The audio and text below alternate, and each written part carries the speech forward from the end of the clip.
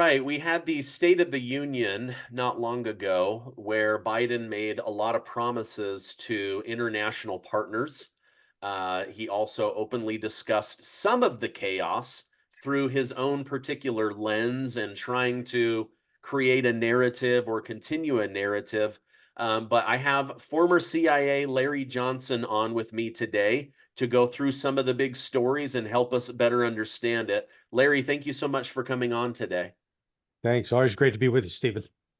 So, last night on a hot mic, President Biden was overheard saying, I told him, Bibi, and don't repeat this, but you and I are going to have a come to Jesus meeting regarding the way that you are carrying out this attack on Gaza. So I think he's publicly saying one thing, and behind the scenes, he's realizing he's going to lose a lot of voters. He's realizing that people are much more on the side of Palestine than they are on the side of Israel.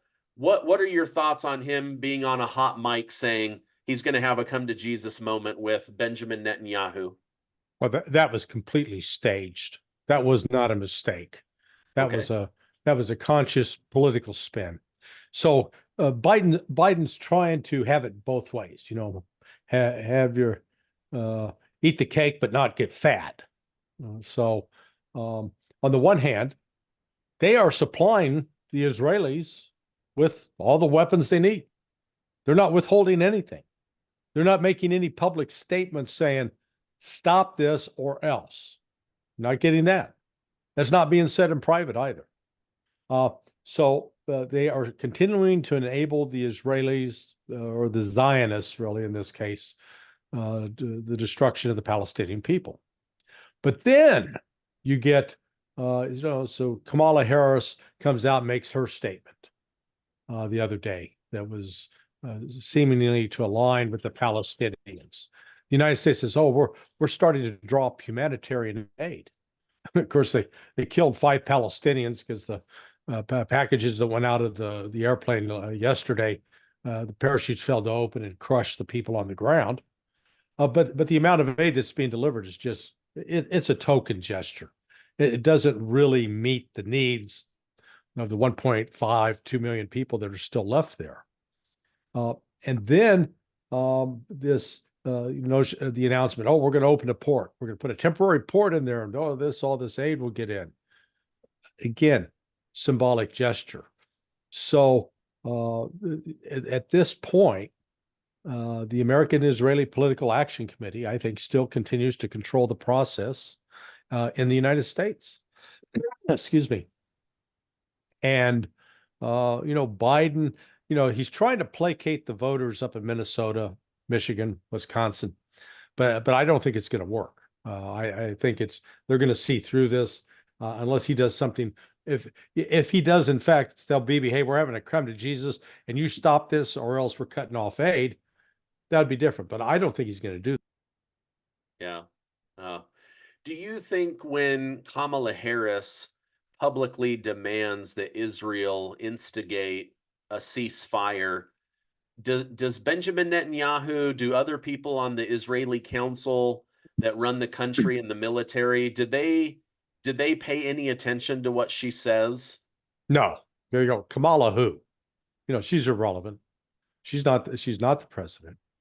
Now, this is where I think it gets pretty interesting, because when we get a little bit into the domestic politics, there are a large number of Democrats and anti-Trump Republicans who believe that there's been a secret deal cooked up, that Biden's going to resign, he's going to step aside, and Michelle Obama or Hillary Clinton or Gavin, some savior is going to show up to save the Democratic Party.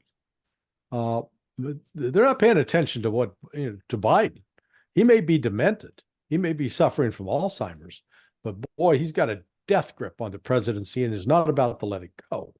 And to that extent, he's not going to let Kamala go either, because she's his best insurance for not getting removed. So, Okay.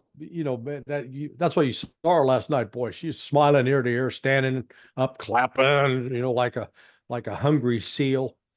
And because she recognized her position is pretty solid, despite the bad polling, despite what the majority of Americans think. So with all that as background, you've got I think the whole Biden national security team is trying to figure out how to muddle along until the election without having any disaster. And what would constitute a disaster? Well, the Ukrainians do get completely defeated. Zelensky is either hung, shot, or chased out of town, and a clear Russian victory. They're trying to avoid that, and to keep Israel from imploding.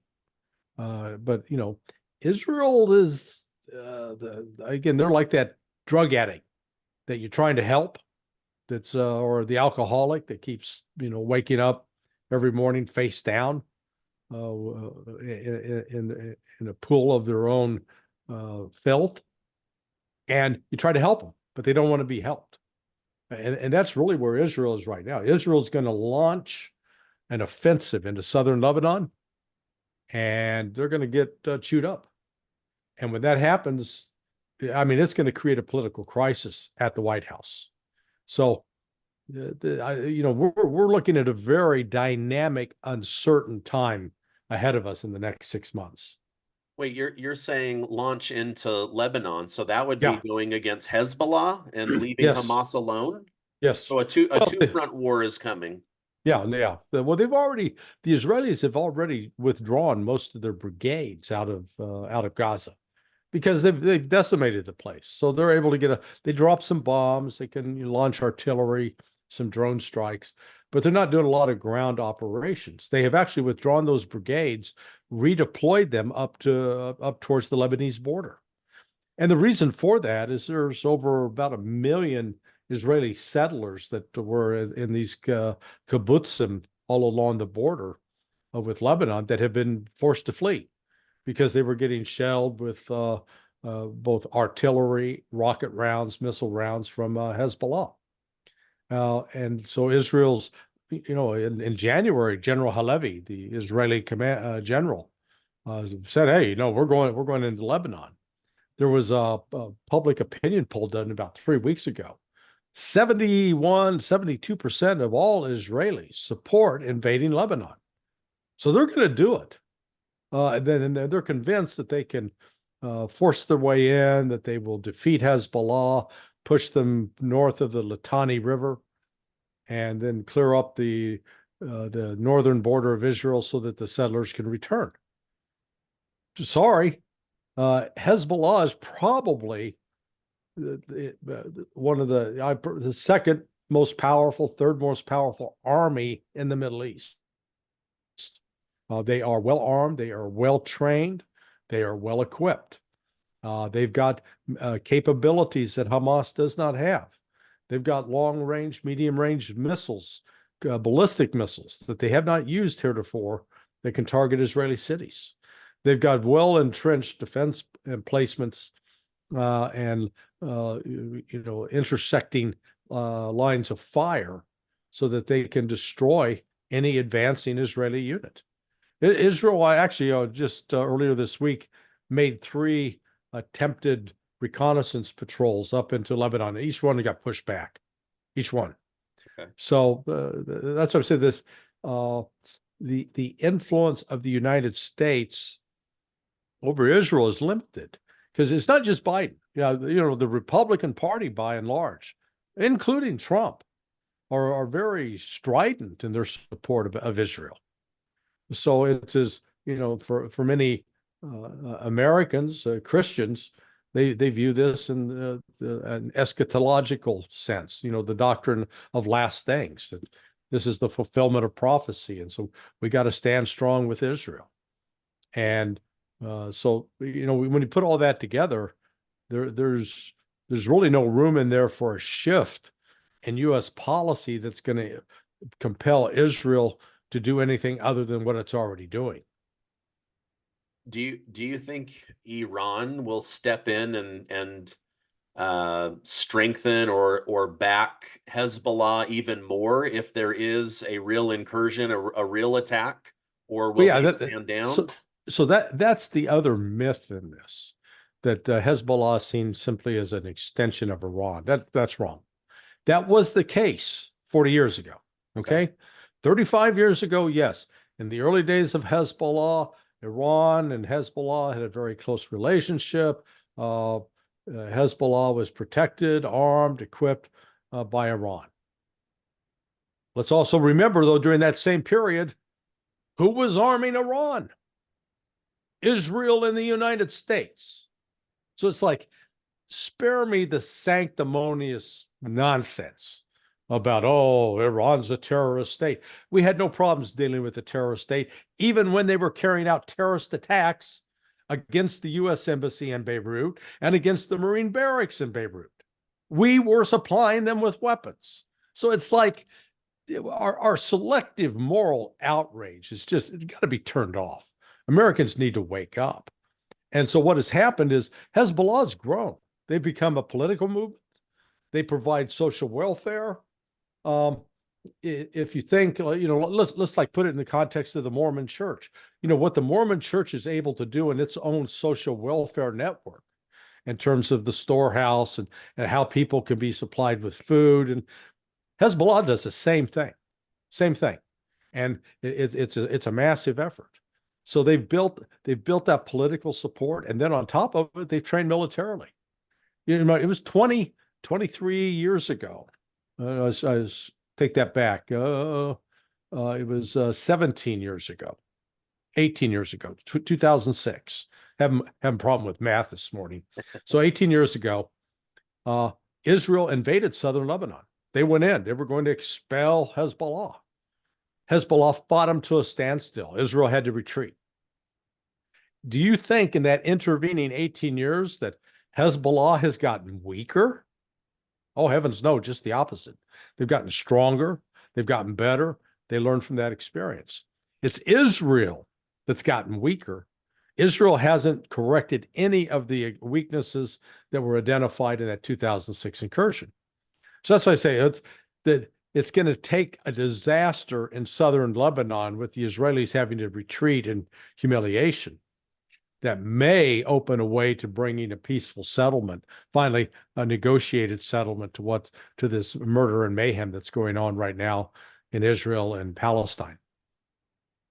Okay, so if Iran isn't as closely connected to Hezbollah, is there any chance that Erdogan up in Turkey gets involved if Israel starts attacking their Muslim brothers and Hezbollah in Lebanon? I don't think so. Look, he's talked that way, but talks cheap. Erdogan right now could solve the situation or really put a lot of pressure on by just cutting off the flow of oil to Israel. The oil that's coming out of Syria, going through Turkey, and then making its way to Israel. Erdogan's family's profiting off of that. So, they're not going to kill the golden goose. But this is about money. This is not about principle. So, he's going to talk a good game. He'll beat his chest and he'll make threats. Not delivering anything. Not going to act on it. So, the only right now, the only country that's really acting militarily to try to help the Palestinians is Yemen with the Houthis. They continue to just bedevil the hell out of the West. No matter how many times we launch bombing raids with our, $35-40 million aircraft, and we send the $38 million Predator drone overhead, and they shoot it down with like a $10,000 missile or rocket. So, and then they just sunk another ship the other day. Yeah. So Yemen right now is the only one that's fighting militarily. South Africa's waging a diplomatic war. But other than that, everybody else, Egypt, Jordan, Turkey, Saudi Arabia, they're complaining. They're saying some bad things about Israel, but it doesn't change a thing on the ground. Gotcha. Going back to this pier that Biden wants to build, Uh, with the stroke of a pen as commander in chief, he can do this emergency order, shift the military, taxpayer money, resources, supplies over to the Mediterranean Sea to help Hamas on their, or excuse me, Palestine on their border. Uh, why can he not use that same authority on the US Texas border? He continues to Oh say yeah, yeah, Republicans Republicans won't give me the power and authority to solve the problem they created. yeah. Well, see, so the money. This is always about the money. Uh, the money that's coming into his campaign is for people who have a vested interest of what happens in Israel, what happens in Ukraine, and what happens with these non-governmental organizations that are funneling all of these illegal migrants into the United States. So Biden's not going to do anything to upset that apple cart. I guarantee you he's getting paid off of it. Family members are getting paid. They're making money. This is the kind of rampant corruption that we like to commonly accuse other countries, Zimbabwe or the Russians or the Chinese.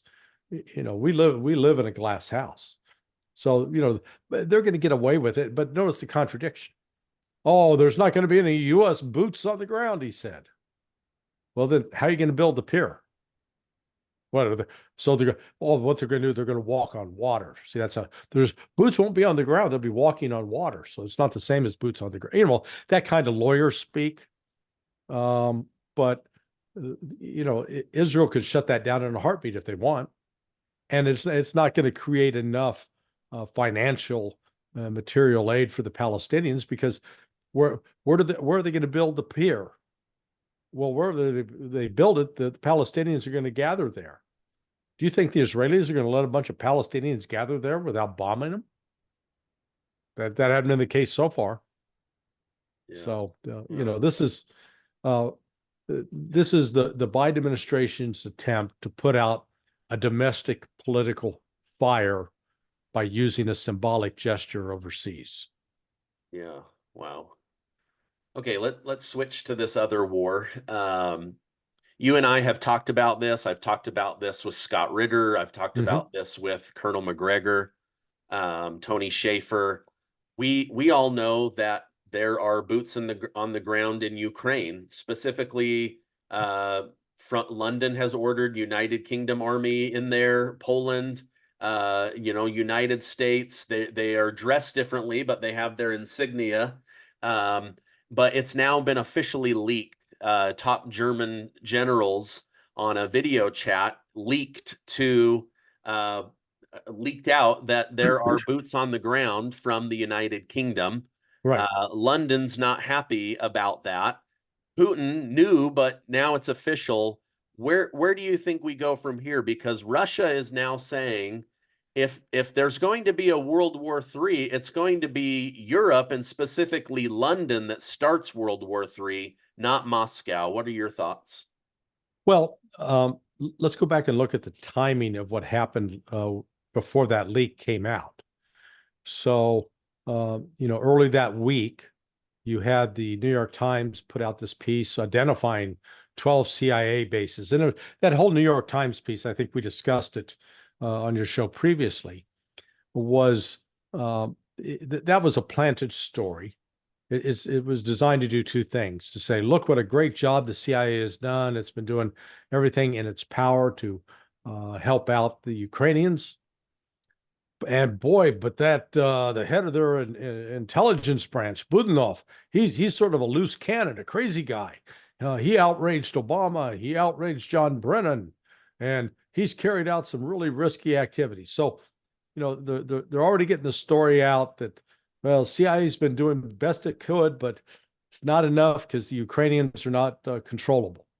So that was the story that comes out, and then you get Macron of France saying, "Oh yeah, well we haven't ruled out putting in French troops and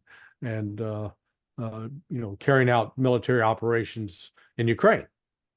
So then you have Vladimir Putin give a speech, the state of Russia, it's like their version of State of the Union, And in that state of Russia talk, he was very specific about warning NATO, the United States, that they're preparing to cross a red line and that Russia would respond. Russia would protect itself. So then it was the next day that this leak occurred. So that leak again was deliberate. I believe the Russians did it because they were putting that out as a way to both expose what the Germans were doing, because to embarrass the various NATO countries that were mentioned by the Germans, but just also, if you will, to put an exclamation point on what Putin had said the previous day. And so now let's take the, sort of the broader view of what's going on. Last night at the State of the Union speech, you get Biden with all this belligerent talk about, excuse me, about Russia and Putin and attacking them. But we're not going to put troops on the ground. But it was very aggressive, very bellicose. And then you have Macron doubling down. So this thing, and then you had the United States issue a warning and to all the Americans in Moscow, hey, stay away from big events because there could be a terrorist attack in the next 48 hours. Well, how do you know that? That means you have intelligence. Well, if you have intelligence, knowing that there's going to be a terrorist attack inside of Russia, first thing we should be doing, if we believe in fighting against terrorism, is warning the Russians. And you warn the Russians diplomatically. You do it behind the scenes so that you don't disclose that you've actually got intelligence on this, that you take that information so that you defeat the terrorist threat. Well, that's not what's going on. So this is clearly that the United States is signaling, yeah, we know something may happen, that we're involved with helping plan. So this situation, it's getting messier. The Russians are winning on the ground. There's no doubt about that. And that's why you're seeing sort of this extreme reaction, panicked reaction by the likes of the French, the Brits, and the Biden administration. They don't know what to do because they've lost control of the narrative. Yeah, that was going to be my final question for you was, if we have this information, number one, why leak it publicly? Why declare that I don't know. It has very, very mixed motives in my mind, because it appears as if they have the intelligence. It also appears as like an act of kindness. Oh, we're warning you, but not through back channels so that you can handle it and maybe prevent it, but publicly so that we're out front. Hey, it wasn't us. We tried to be the good guys and warn. The whole thing is putting off mixed signals for me. Yeah, no, you're exactly right, Steve. Let's recall that when the Boston Marathon bombing took place by the Tsarnaev brothers, we found out subsequently that 6 months before, the Russian intelligence had contacted the FBI and said, hey, you guys need to keep an eye on the Tsarnaev brothers. They come out of a terrorist background in Chechnya, and they're a threat. They didn't go public with it. The Russians didn't say, hey, there's going to be a terrorist attack in Boston and the Americans better pay attention. They knew that'd be stupid, because that would implicate them in the planning and execution of the attack. They went quietly, professionally, as they're supposed to. So what the hell are we doing?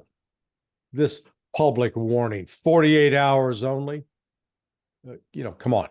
This is unprofessional at best, and it's very dangerous, because let's say there is an attack, and the Russians are able to establish that there was actually some tie back to U.S. trainers that had one of these CIA bases in Ukraine. We've committed another act of war against Russia, and we keep acting with impunity. We think we can continue to be facilitators, accessories to murder, and not get punished. At some point, the Russian patience is going to wear off, and we're going to get bloodied and bloodied seriously. Yeah, that's my worry. Larry, thank you so much for coming on. We appreciate all the hours and hours of reading and research and connections and conversations behind the scenes so that you can help us better understand this crazy thing. We're all hoping and praying it, can end soon, but it doesn't look like it will. If people want to stay in touch and keep learning from you in between times on my show, is Sonar 21 still the best place to do that? That is the place, sonar21.com. Okay, I'll make sure to leave that down below. Folks, if you enjoy this information, hit that like button, hit that subscribe button. Helps me bring on incredible guests like Larry Johnson. Larry, thank you so much for coming on. I hope you have a great rest of your day. Thanks, Stephen. You too.